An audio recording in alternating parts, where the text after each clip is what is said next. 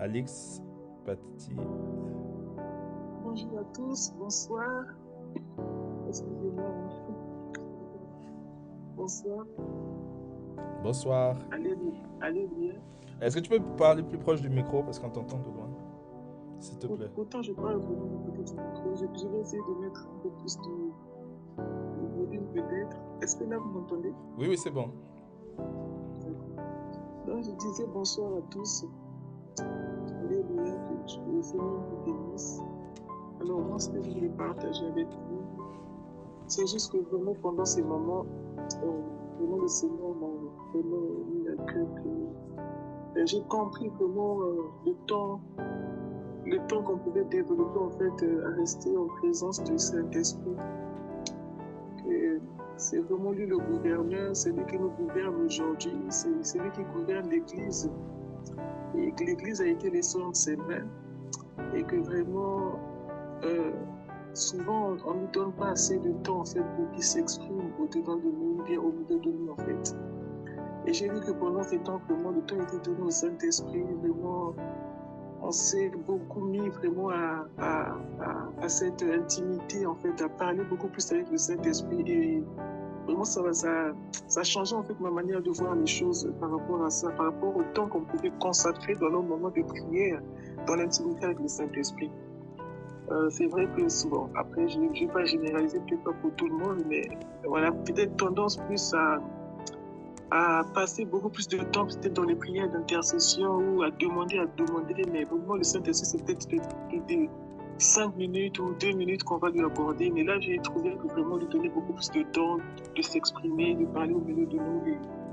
Et moi, franchement, ça m'a beaucoup aussi aidé, dans le sens où vraiment j'ai changé ma manière de voir les choses par rapport à ça.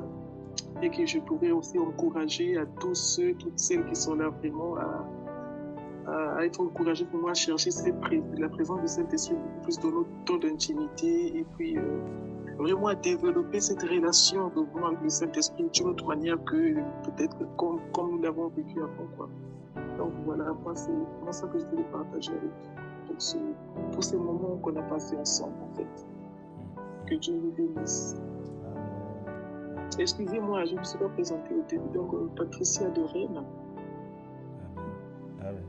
Amen, que Dieu te bénisse, Patricia. Amen. Alors, juste apporter peut-être une précision, qu'est-ce que ça a changé pour toi de cette prise de conscience du Saint-Esprit, d'être avec le Saint-Esprit, de prière?